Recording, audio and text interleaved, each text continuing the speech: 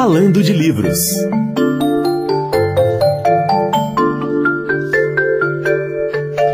E agora eu tenho o prazer de conversar com Ana Paula Matias de Paiva. Ela tem graduação em Comunicação Social pela UERJ, tem mestrado em Comunicação pela UFMG e é professora do Centro Universitário de Belo Horizonte. Já coordenou cursos de comunicação, trabalha com assistência em edição artística no ateliê Vis-a-Vis, trabalhou, aliás, em Marseille, na França, e tem experiência na área de comunicação, artes gráficas e é autora do livro A Aventura do Livro Experimental, o livro editado pela Autêntica Editora e pela EDUSP.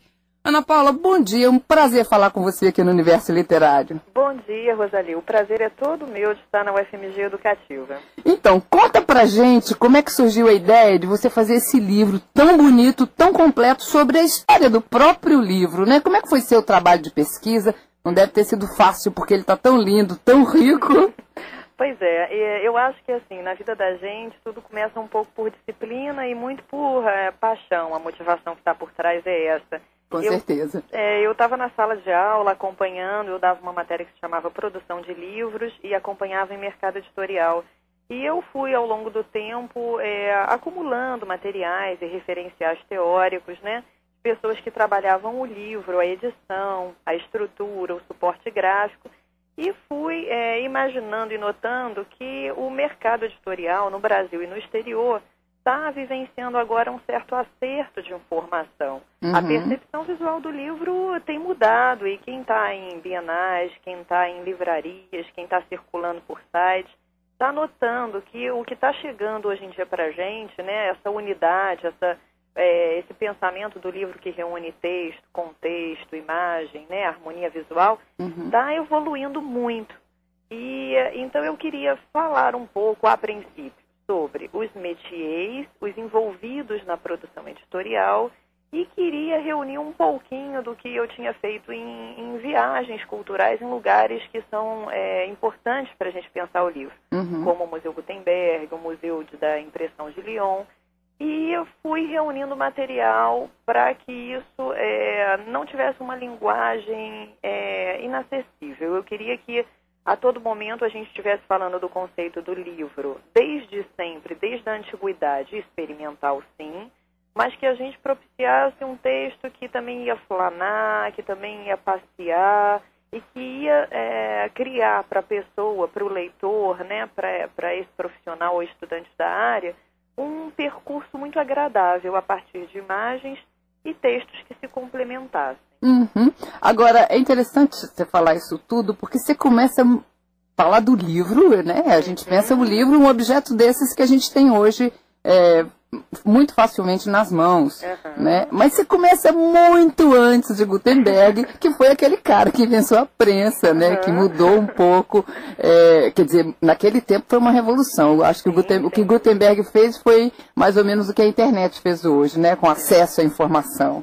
O Gutenberg, ele é fundamental para a democratização, né? Do saber e para a difusão do livro, tal como a gente começa a raciociná-lo hoje.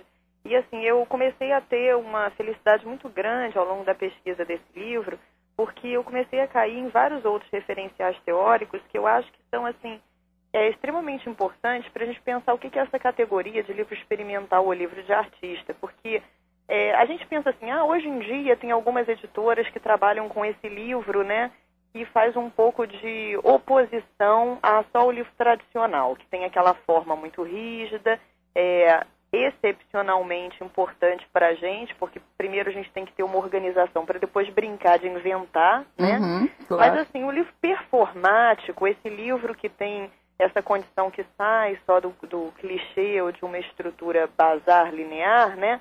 Ele é um livro que já existe, então, desde muito tempo. Eu vi que tem algumas tribos Batak que trabalham com livros que são como se fossem canudos feitos de bambu.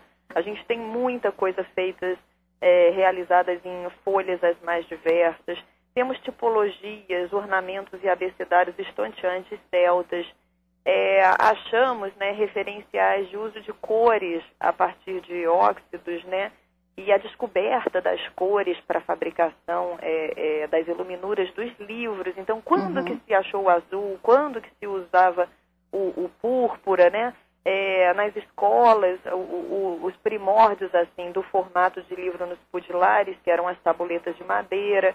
E a gente vai descobrindo, então, assim, então até o tempo de leitura muda quando a gente sai do volume, né, do livro que era um rolo, né?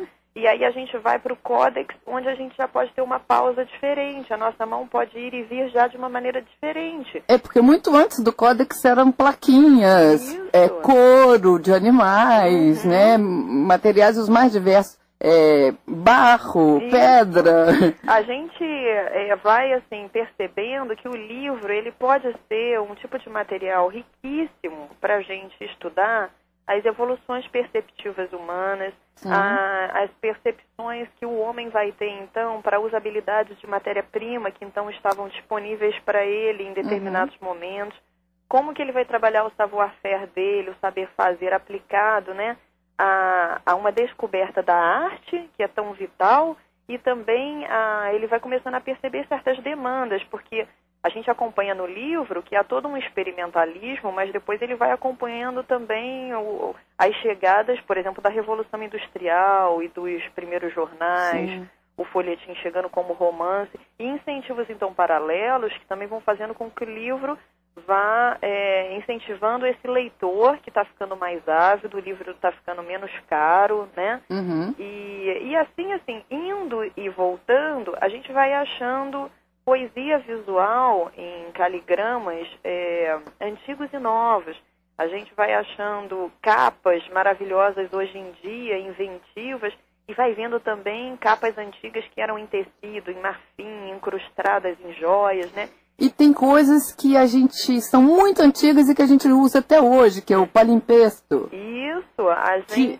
Que é uma coisa que as pessoas talvez não saibam, que é essa coisa de escrever, apagar, escrever de novo. Uma lousa de sala de aula é isso. O homem, assim, ele tem essa imensa adaptabilidade, né? E a recriação, o jogo, a brincadeira, a reutilização, são coisas que estão muito presentes, porque primeiro a gente trabalhava com a escassez. A gente tinha alguns suportes que não estavam em todos os lugares, como era o caso, por exemplo, dos papiros, né? Claro, Então, em alguns lugares, mosteiros, né, que ficavam às vezes em lugares mais afastados, desertos, há registros de que quando isso faltava, o homem continuava imaginando, o homem continuava querendo registrar, documentar, né? O seu pensamento tinha que ir para algum espaço, um espaço de cena artístico que era trabalhado pelos escribas. E então, muitas vezes, esse reuso vai para o palimpsesto, que é uma maneira de escrever e reescrever. As tabuletas de madeira também. A escrita era escrita, reescrita, né? Era aproveitada, né? O registro era passageiro, né? Agora, assim, o advento da Bíblia, você fala muito bem, o tanto que modificou, né? E tanto que democratizou a informação. Porque a Bíblia, Gutenberg fez o primeiro livro, foi a Bíblia, e ela foi variando no correr dos tempos, né? A gente vai observando a importância da Bíblia de Gutenberg numa época em que a gente pode trabalhar o leitor também como o leitor religioso, e depois a gente vai trabalhar o leitor laico.